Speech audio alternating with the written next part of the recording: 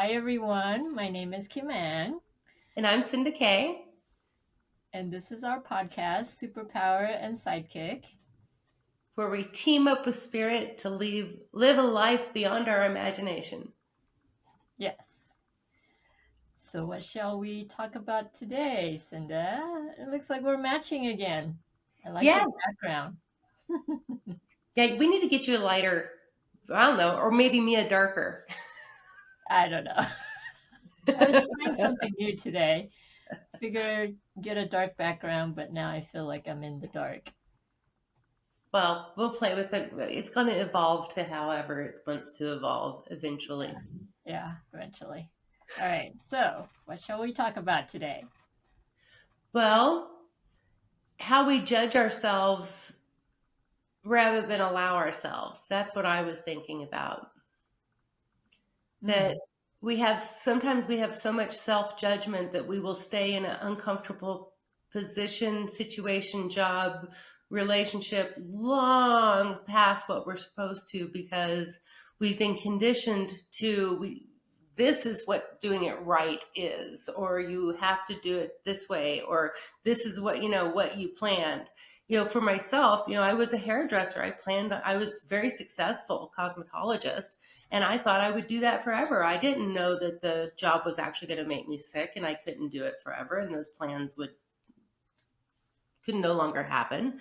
And that we've been trained with disappointment, and if we leave this job, we're a failure, and we will stay somewhere long past where we're supposed to be there. And sometimes even, we get a job, and the minute we get in there, we realize, wait a minute, they're not meeting their end of the deal. They told me this, but none of those things are happening. They're putting me, jobs on me that shouldn't be mine, and I'm not making enough money for it. And I feel like I'm being taken advantage of, and then and keep going, because if we quit or if we do something else, then we failed, and we'll stay in a situation that's not conducive for ourselves. Or the world is training us to get screwed rather than finding our win-win situations where it's good for us and it's good for them. mhm. And how we've been conditioned. The other people don't even have to get on to us because our itty bitty shitty committee will do it. And we get stuck in situations that we don't want to be in. Or do you think that a part of that is fear-based because we don't know what's gonna come next? We don't know, where the next job will be if we decide to quit, right? And we don't know if we're going to be able to eat if we quit.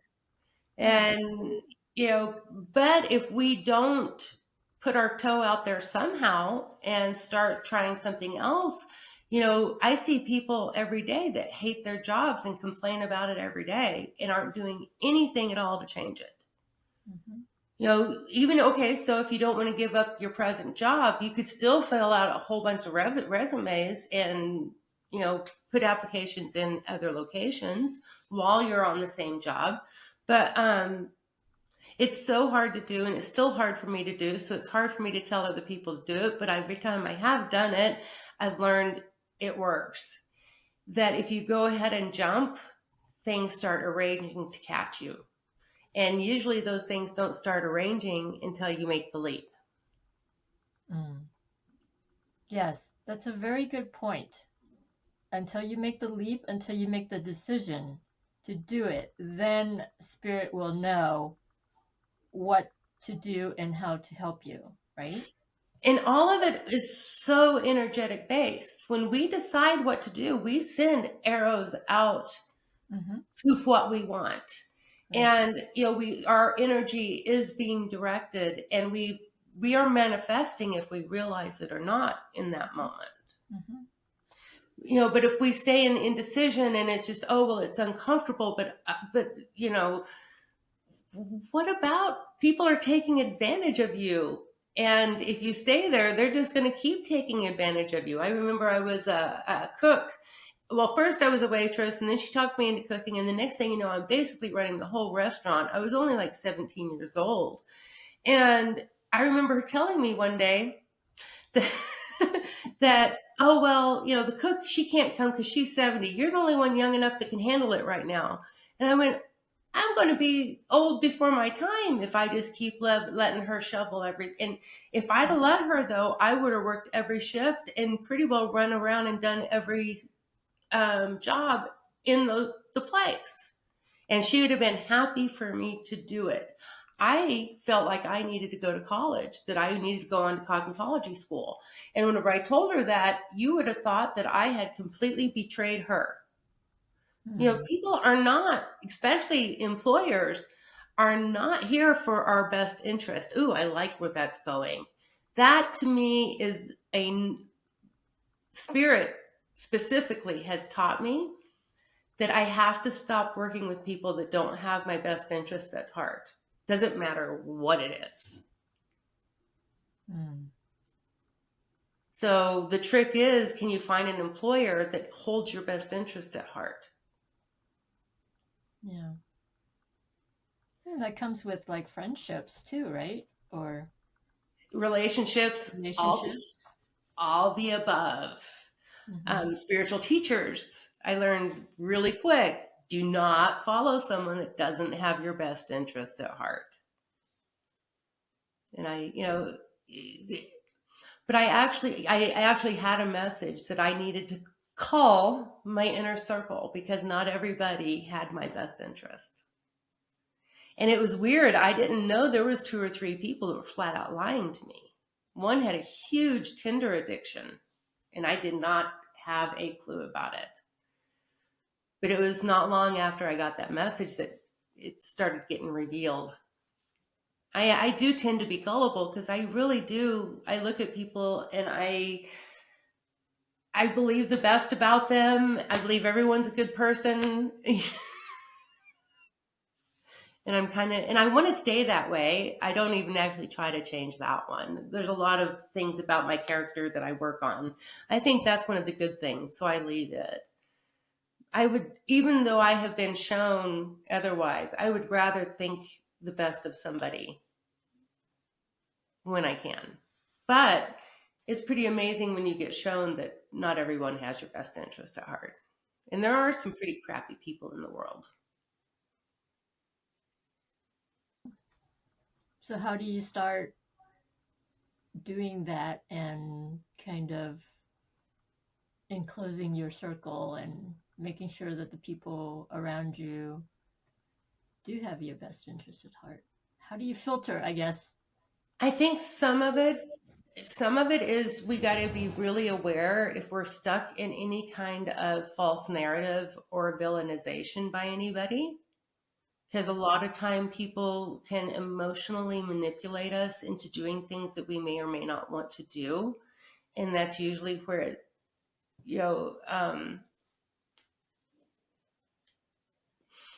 what stories do we tell ourselves? Are we stuck in our own stories? How many times have you told yourself over and over, oh, well, I can't travel out of the country because I don't have enough money. That's a story that can get us stuck. Or, well, I can't change this job because I have this, and this bill. I don't know what I'm going to do if I don't have this job. But Spirit knows that there's a job that you're going to make 3 times the money at, that you're going to love it, you're going to enjoy it, but you are so stuck. We have to let go of what we think something's supposed to look like or how it's going to, it goes back to that surrender. And every podcast we could sit here and just literally talk about surrender, because to work with Spirit, that's the number one thing you have to have. But, we're taught to have our life planned out when we graduate high school and conditioned to that in this world. But what happens if something happens if something happens and you cannot physically do that job anymore? What are you going to do when that happens? And that's what I faced. And that's why I started changing everything, because the plans that I made didn't work out. And most people I know that make plans, 90% of them don't work out. So it's really about, wait a minute, maybe this didn't work out because it's not in my best interest. There was a house I wanted to rent. I've been going through needing a house for about 3 years, and there was a house I wanted to rent, and it got rented out. And the first moment I was like, oh, I wanted it so bad. I went and flipped a card, and it was, um, a rejection is for you because there's something way better coming. And that house would have not been right with us for us. It was just a house, and there's very few around, but it was definitely not right for us. And that rejection was probably the best thing that happened, because now I get to be the place that is better for us. That house was even on Highway 14, so it had a lot of exhaust, and I can't live next to exhaust. But I didn't have all that information back then. I didn't know all that at that point. But I look back now and go, whoa. I mean, we all have situations like that. What is it? Thank God for unanswered prayers, Mm-hmm. that kind of stuff. But Yeah. but about staying in a job that you don't like. If you are uncomfortable, absolutely your soul, your spirit is trying to tell you you are not in the right position. Period. Mm-hmm. I do think that being uncomfortable or unhappy or any of those kind of things are indication from our spirit that we're not in the right place at the right time, and that we need to make some kind of adjustment. And it's hard to make changes in your life. It's hard to go, but I've been told my whole life this is what I mean, a lot of people, you've mentioned one of our podcasts about how Asian parents tell you what you have to do for a living and start you out on it young. Mm-hmm. And I think that is really the hardest thing. Of we've been told what we have to do, but what if our life doesn't align to that? And it does create a cognitive dissonance within us Mm-hmm. when we realize we can't go the chosen plan anymore. And I know for myself, I went through anxiety attacks and all kinds of stuff whenever I realized I couldn't do it the way that, my mom wanted me to do it. But really, that's about being mature in your own spirit and not following other people and being able to follow your soul. And there's a lot of people that unfortunately won't get over that first hump. Mm-hmm. But actually holding that perspective, if you think it's not going to work out, it's probably not. We don't realize that every moment that we have a thought, we are in creation in that moment. Now, I've had people that worry because, oh, but I had a bad thought about somebody. And it's like, no, you can't bad thought somebody else into an accident. It doesn't work that way. It's not about that. It's that if you stay in a lower frequency, you're going to be creating from a lower frequency. But if you have a lookout of, hey, the universe has my back, everything's going to work out for me, you're looking for the solution rather than looking for the problem. Sometimes it's just because you've changed the way you're looking at it. But I do wish that it was more understood that if we're uncomfortable, that is a spirit indication specifically. We are very trained to be disassociated from any negative feeling, that negative feelings are bad and we should suppress them, or we should ignore them, or we should not pay attention to them. But they are some of the biggest, clearest indications that we get from our own soul. So I think in order to be able to follow spirit, we have to become more accepting of our own emotions, and that our emotions are actually a part of our guidance system, our natural guidance system, and that's been what's offline.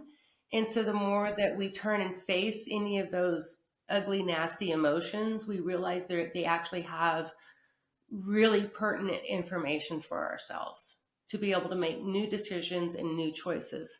And yeah, we're not going to be going with the status quo anymore. And I guarantee you, someone in the world is going to backlash. And it will test you. Do you really want to do this? For myself, my spirit is strong enough that it'll kick my butt. And I have to do it. But I see people get those indications and don't do it. And I notice it because I know I worked with it so long I can see it.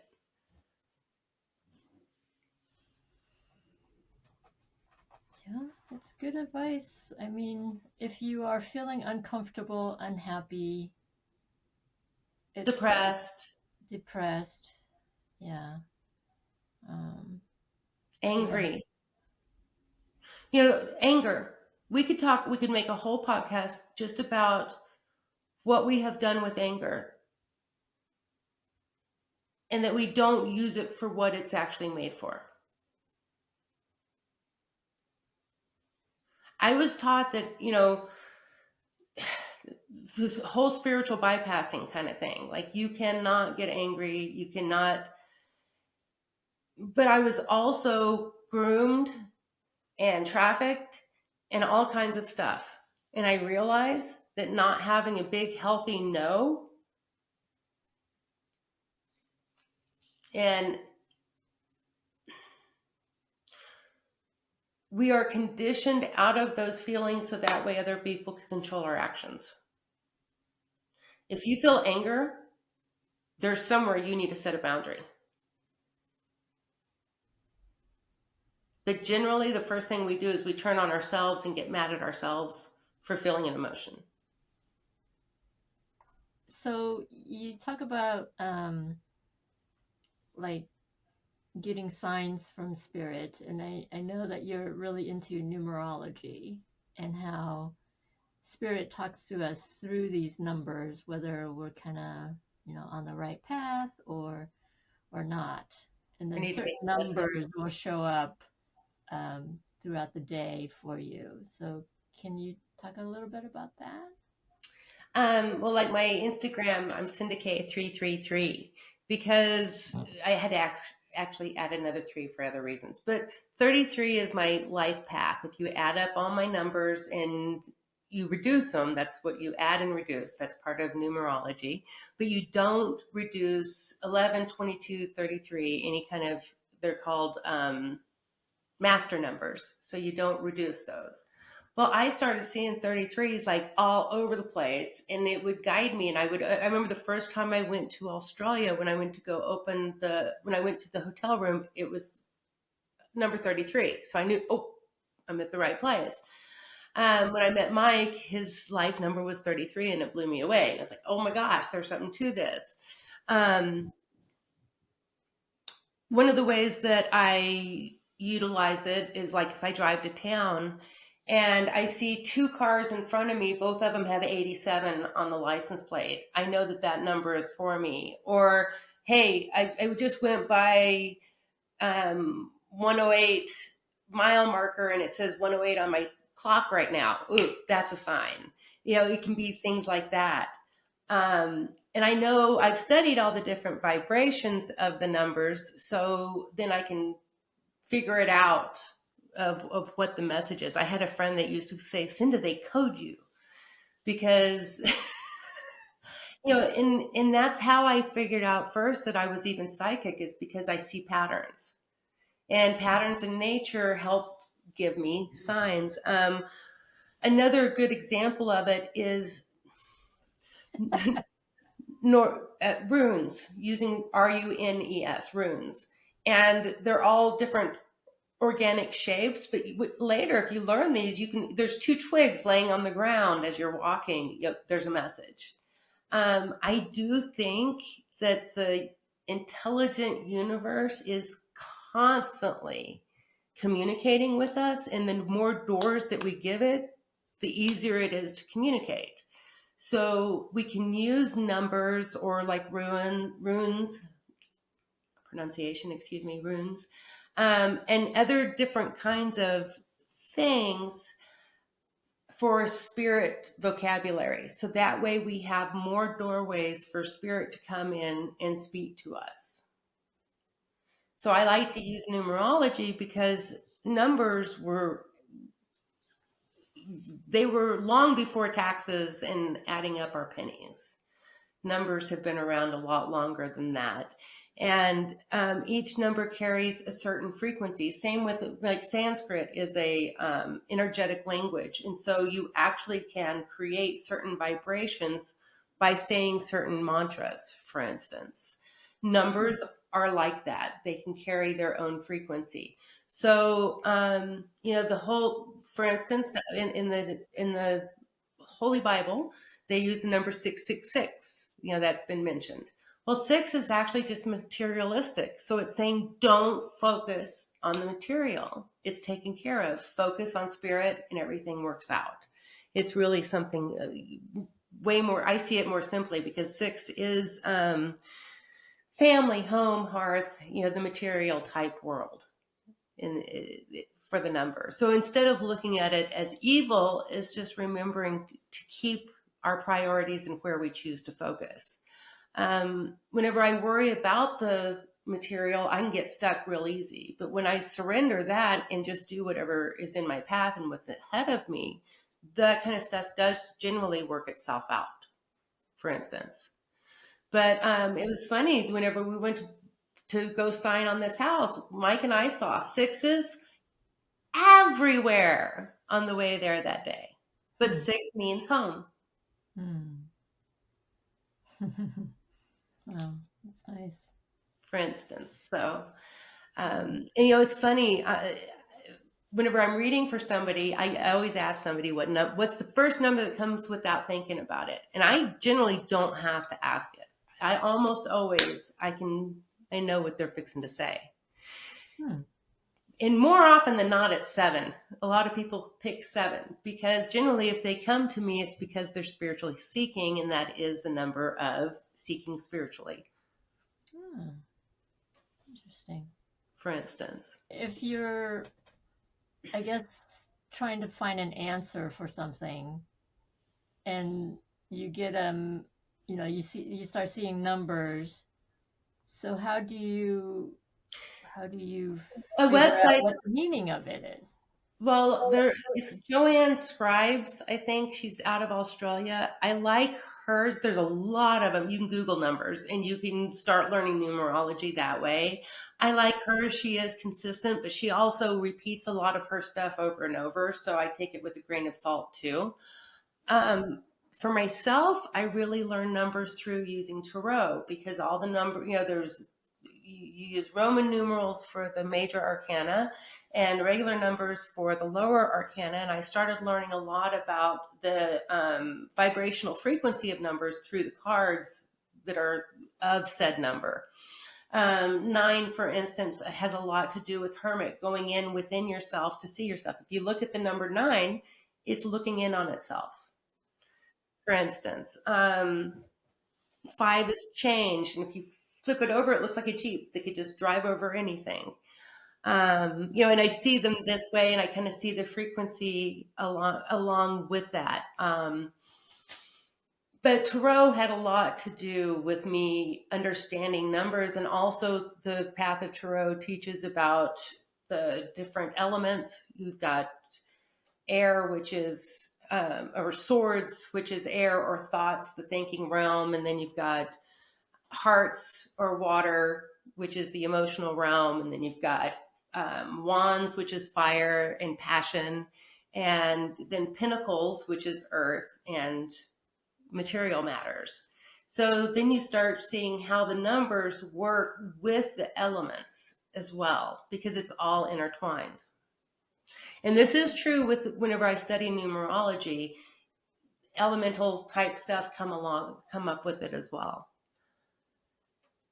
So, 2 looks like a question mark. And to me, whenever I see 2s, it's first off, I usually have a question and Spirit's telling me it's all going to work out. I'll see 222. In fact, Mike texted me while we were earlier, and it was 222. I have friends all over the world that text me whatever number they're seeing on their clock, because I rubbed off on people. But you can take those numbers, and if one number comes in front of the other number, that makes a difference on where the energy lies within that number sequence Hmm. as So well. how do you figure out what the energy frequency is? Well, I've over the years studied numbers and I have my own personal understanding of it, but then there's also the mainstream type understanding just by saying, okay, God, spirit, I'm more of a spirit actually, universe, I want to start speaking to you, so I'm going to use numbers to do it. So it does start with the intention that I'm going to pay attention. And then every time I go to town, I get to see what numbers come up that day and where I am frequency wise, or it's we have to laugh sometimes just when we press pause on a TV show we're watching and what time that pause is. Sometimes those numbers will be like, oh, we've been seeing that number every day.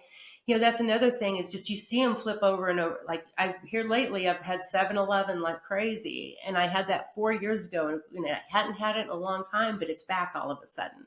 And that 7-Eleven is actually like information coming in. 7 is I'm seeking, and 1 is alignment. So new information coming in.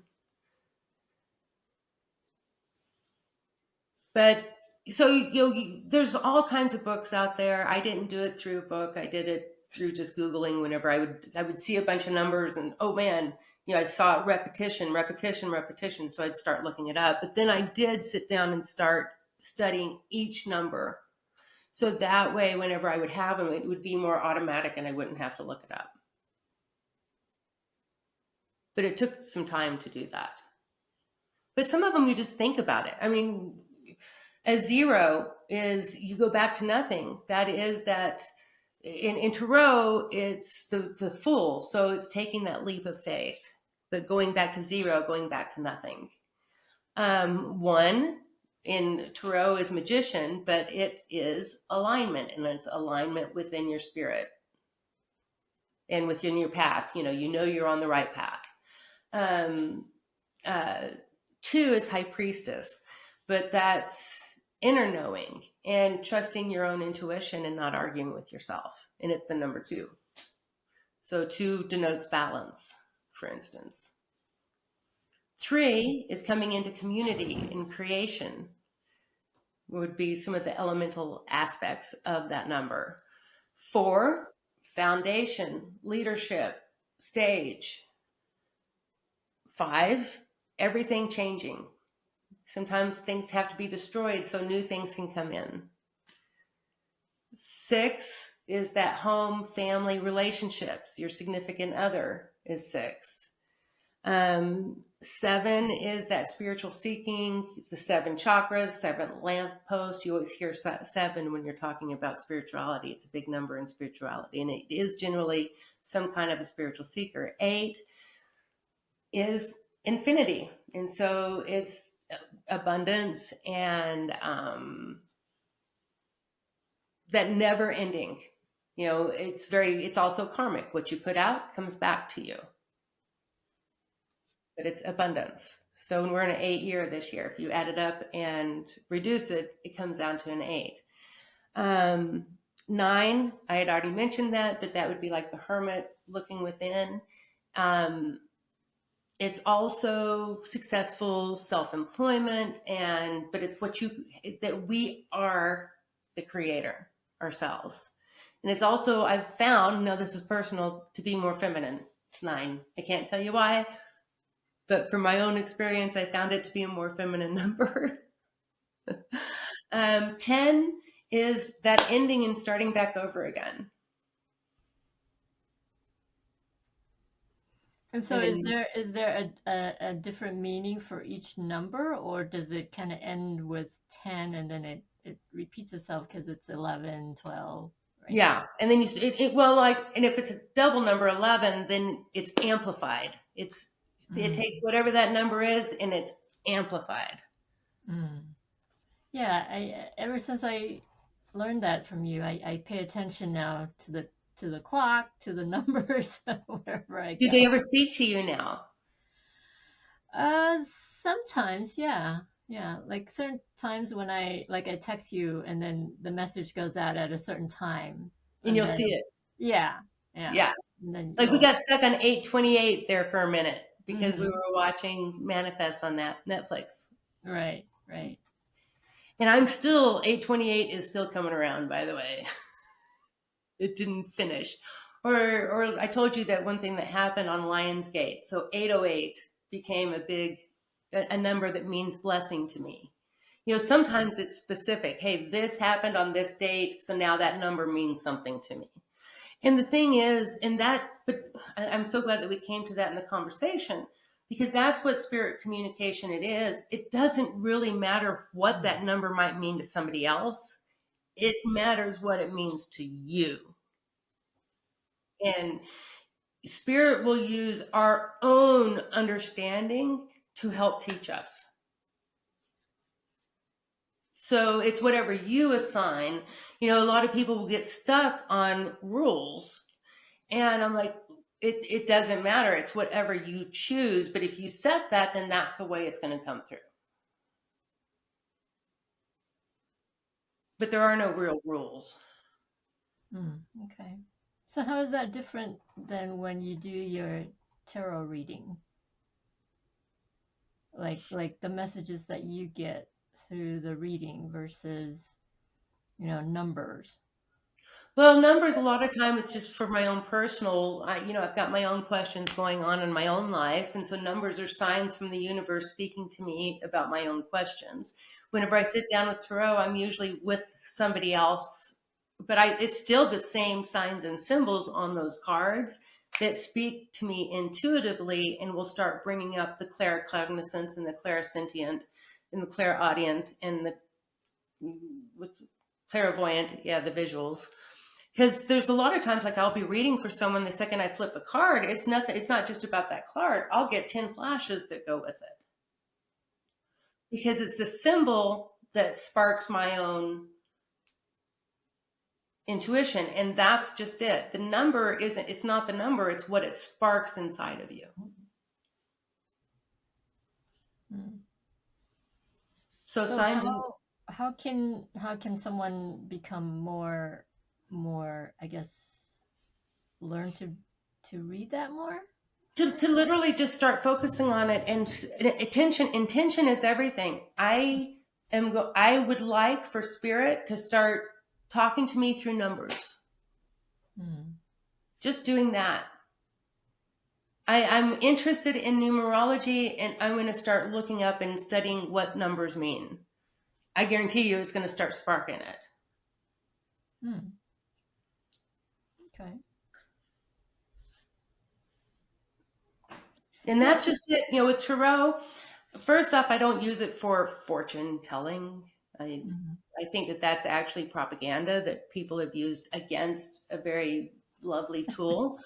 Yeah. Um, what it's for is to stir my own intuition. Mm. Like I use a pendulum a lot, and I'll ask the pendulum a question, and it'll start to answer, but I have already heard it in my head. Um, Mm. it's sometimes it's also not about the answer. Did you get to the right question? Because a lot of times we may not even know what we want. We just fill that void and we don't know what that void is and how to ask for what we need for it. Yeah. So it's just opening the door. Spirit, I would like to communicate with you through intention. That's how you start. And it's really no different. Seeing numbers or this or that around is really no different than me flipping a card because both of them, all it does is it triggers my own intuition. That's what symbology. Carl Jung. I can't the doctor. You know, he studied symbology because it activates things in people's psyche. So that's why symbology works so well for spiritual and using intuition and these kind of things. And numbers is symbols. So it's still into symbology. So by asking spirit how to or to communicate with you, so is that, can you also be more specific and say, okay, I want to receive messages, through claircognizant or through clairvoyance? If you want to work on, hey, I really want to work on my clairvoyance. Mm-hmm. Yes, you can say that. Or I really want to work on my clairaudience. I want to be able to hear and listen to spirit when it comes through. Mm-hmm. Absolutely. I mean, it's all possible. Yes. And it's whatever we decide. It's like what we were talking earlier. Once the decision's made, everything comes to help it. Mm-hmm. So it's literally going, I want to hear spirit in my life. Mm-hmm. And you can get very specific if you want to, because then it's weird the things that'll set up and you start seeing how powerful you actually are. So I feel like people do have the ability to connect. We just don't know how. And there are some people out there who are very good at, doing tarot readings, for example. And there are some who are just full of BS. So how do And then they you? give those of us who understand it a really bad name. Right, right. And there are people who have the ability. There are some who don't.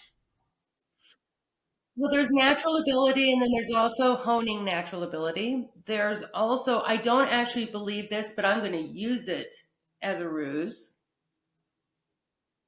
So sometimes it's perspective. For myself, it was also loud. I could, it was a curse until I finally started facing it. And then the psychic became a blessing once I did, but it was definitely a curse in the beginning. I thought I was completely, absolutely off the wall crazy in the beginning. Um, and especially in a world where you're not trained or it's not believed, or, if you cannot physically see it, someone and scientifically prove it, then it doesn't exist. But I've used this method so many times and it's worked that I think I could actually repeat it scientifically now if I ever tried. I don't know how to quite put that surrender in there with the scientific stuff, but there's got to be a way. Because I do, the thing is that when we speak to ourselves in the middle of the night, I don't know how many times I've been reading people and I'll go, oh, you've been asking about so and so at 3 a.m. And I'll look at the person,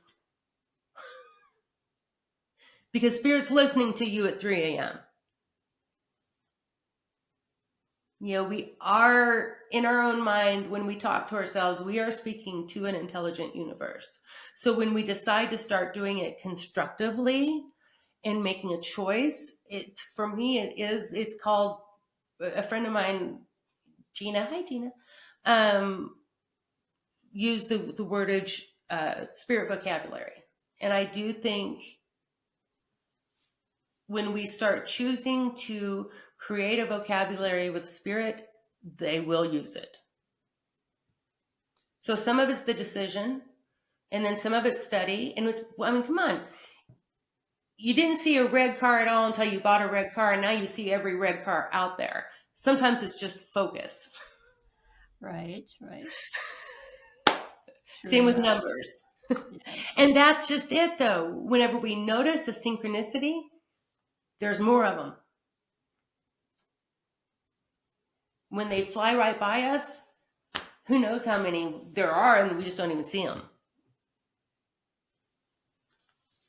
But when we notice it, same with, oh, I noticed the two numbers are exactly the same right there, and they shouldn't be together right now, but I see it. That's a message.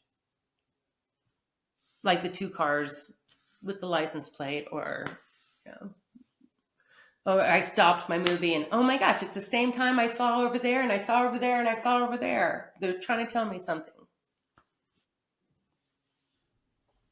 So if somebody has these abilities, and it's kind of going back to the Netflix show Manifest with 828, right? The Yeah. people who um, We're chose to be on the plane. were chosen to be on the plane, and they came back with all these abilities, and they were kind of ostracized because of these abilities, and people didn't really believe them because it just sounds so far-fetched.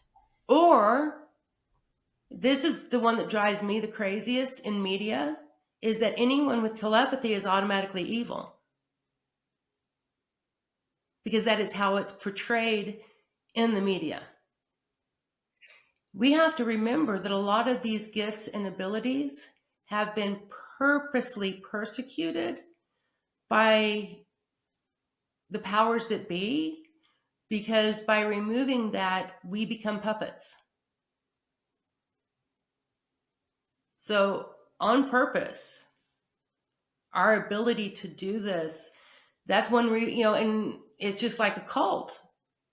The leader doesn't have to say anything. All of the parishioners are trained. And if you do something out of the ordinary, they're going to call you out and how bad you are, and you shouldn't be doing that, and ostracize somebody. I know for myself, I'm naturally telepathic. I've found suicide victims because I am naturally telepathic. I got a long list of stuff that has happened. And I had people that thought that I was a hypochondriac until we realized I'm a complete empath and I can pick up on anybody's illnesses that are around me. Whenever I first realized for sure that that's what was going on, out of the blue on a Saturday morning cooking breakfast, I got super angry. And whenever I sat down, I went, "Oh, this isn't mine." And I went, "It's my dad." And then boom, the phone rang. It was my dad.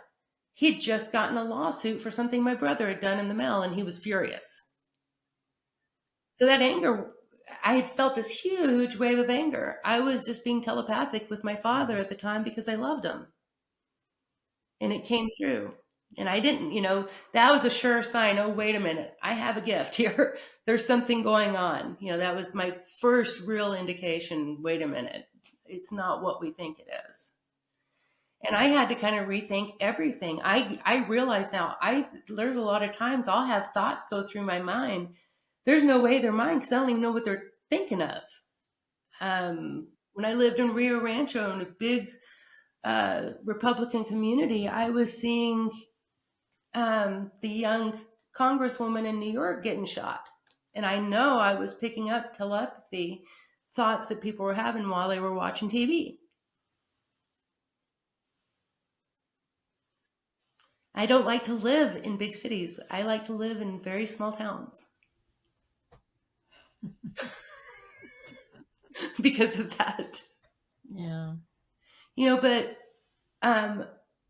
I know for myself, the telepathy has actually given me a lot stronger integrity, rather, because I had to find compassion for myself when I realized the lines go both ways. I didn't want my trauma to hurt somebody else, for instance, on those lines of telepathy. Yeah.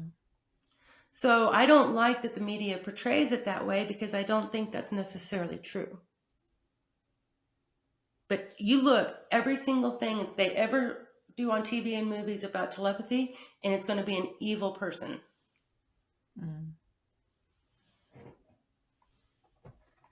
So is that how a lot of people who have like mental illnesses get misdiagnosed? I mean, these abilities, these gifts are seen as mental illnesses because you're hearing voices and whatnot, and so people think you're crazy. Yeah. I do think there is real schizophrenia and real mental illness, but I also think there's a whole lot of misdiagnosed psychics in mental hospitals. I definitely do. Because if anything goes beyond what's perceived in the third dimensional world, you're crazy. But we are multidimensional. And if you don't allow for that, then yeah, you're going to be ostracized for it. Multidimensional, are you talking about like multi realities? Are we able to live? Oh, that brings me to this book that I recently read, called The Midnight Library, and it talks about multiverse and how we can live um, not necessarily parallel lives, but many, many, many lives based on it, each decision that we make. It's Troy. The Spider-Man, there's a couple movies that do a pretty good job portraying the multiverse of what you're talking about right there. Um, I haven't gone into that aspect of it, but I mean, how many people are talking about the Mandela effect, for instance? That would be an indication that we have parallel dimensions going on. For me, some of it is that not everything is physical. Some of it's non-physical, and it's just as real as the physical. That's more the angle I'm taking it from, is how vast the invisible and how many invisible helpers we have. It can be ancestors, it can be ascended masters, people that have came here and learned how to ascend while they were here. It can be angelic, celestial, that has never been here. I do believe in starseed, and I think a lot of our aliens are actually multidimensional and here, just invisible. You can't see them. Hmm. I think some of them are in non-physical bodies. I think when we leave here, we still get to keep our non-physical body. Our light continues. Mm-hmm. And I've had enough stuff for me to believe that, of people that have crossed over giving me signs that, yep, they're still there. Hmm. Because basically what you're asking for is a non-physical intelligence to help you. When you say, spirit, guide me through numbers. Mm-hmm. So you're asking the invisible multidimensional universe to help you. Right. And that's why I usually talk about it as they, because it's a chorus for me. Right. It's an army It's an army of souls helping. I've seen it. I was doing a guided meditation with a friend, and they said, look behind you and see how many helpers you had. And there was a legion behind me. Mm. It was overwhelming when I realized. Hmm. But I've gone to locations all over the planet, been called to locations all over the planet where there have been massacres and natural disasters, and because I have an ability to help, and I'm pretty sure a lot of them come around and help me now. Mm. So how do you differentiate between the ones who are there to help you versus the ones that are there to Frequency. Mm. And I can feel it physically, clairsentient, on my being. I was going to tell you earlier, I could tell we got all kinds of angelic and ancestor, because I could actually feel all of them right here before we started today. Mm-hmm. And they were like goosing me. I was getting all kinds of indications. Mm. But I'm very clairsentient. I feel what's around. And I've been around suicidal people, and I know that there was attachments that was literally talking them into it.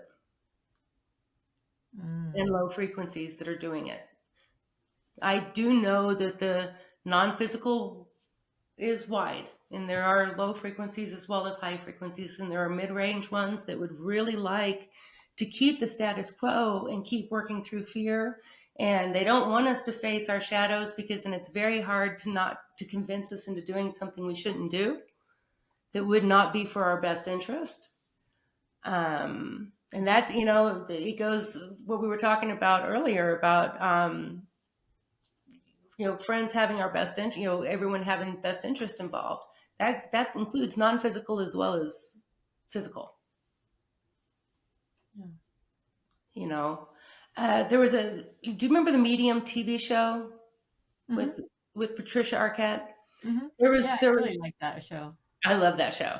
Yeah. That's where I did realize, oh shoot, I really am a medium. They did a great job on it, but I saw it in myself, and I didn't know I was till I watched that show, and I'm like, I really am. Mm. But there was one scene, and she was driving a car, and she was talking to someone in the passenger seat, and there was a spirit in the back seat that would come in and like join the conversation, but that person was non-physical.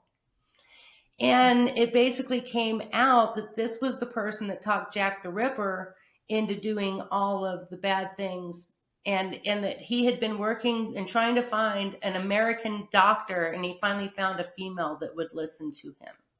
So sometimes those ruminating thoughts can be low vibrational things trying to talk us into stuff. And I've seen people that are not strong enough in spirit and that will listen to stuff like that. I also think some pharmaceuticals can make it worse. I know that whenever I first was really presenting with a lot of spiritual gifts, I was convinced that I was crazy, and they put me on Prozac, and it opened up the lower veil, and all I could hear was those lower spirits. I couldn't hear any of the higher frequencies at that point. Mm. And that was scary. I was having visions. I saw all kinds of not good things that I do truly believe are real. Mm.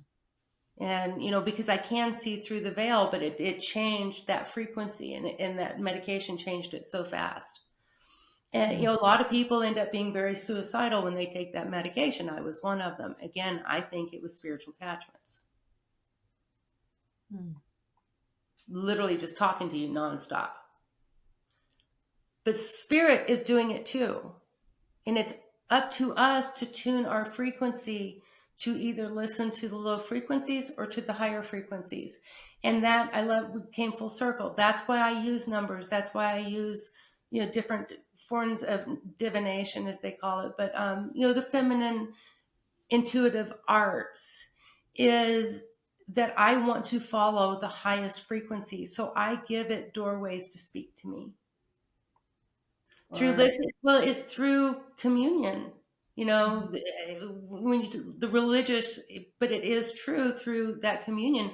You have to sit down and make a relationship with that being within yourself. For me, that's how it did work for me. Is I chose to let spirit, that intelligent being that I could see would set things up in my life. I wanted more of it. Mm. So how do you differentiate between the lower frequency and the higher frequency? I mean, it's kind of like good versus bad, right? I don't think it's that straightforward. I do think one has my best interest at heart and the other one doesn't.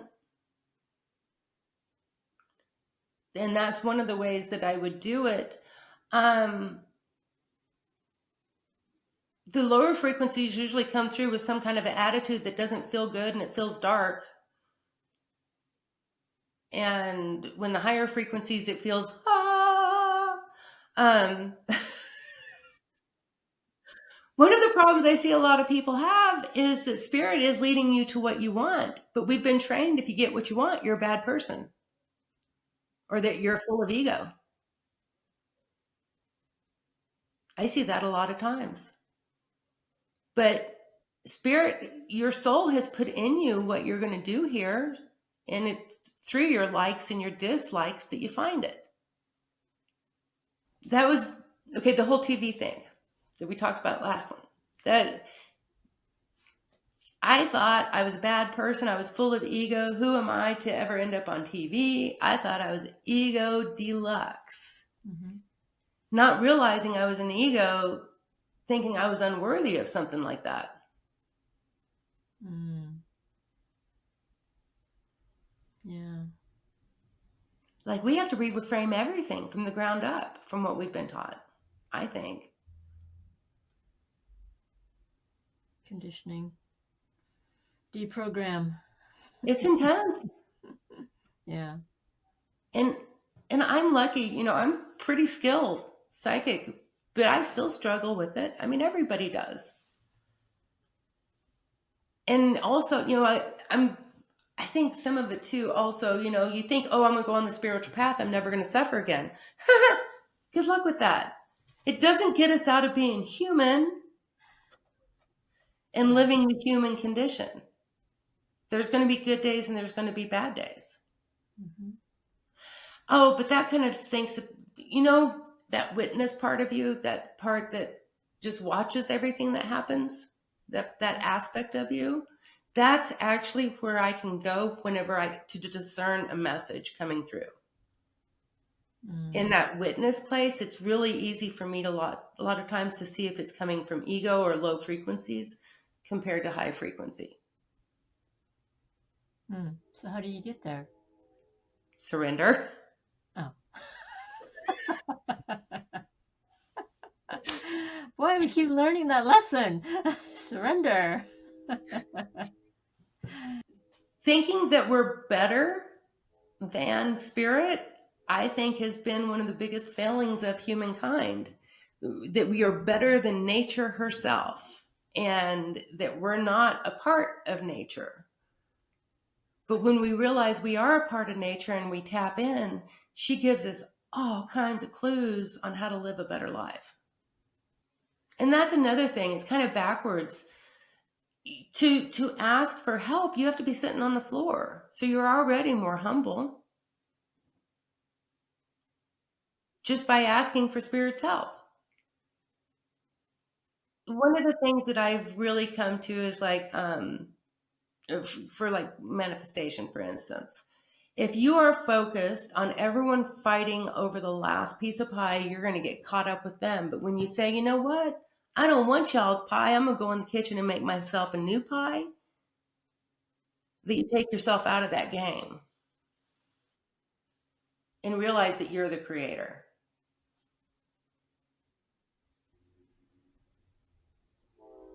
Yeah. Good point. The train just agreed with us. That's a sign. That's a sign and symbol to me. My dad was an engineer on the railroad, so that's one of my symbols. Ah. Okay. Yeah, it's pretty loud. That's a good note to end on, yeah? Yeah. Okay. Well, all right. Thanks everyone for listening and joining us. See you at the next podcast. Have a great day. Have a great day.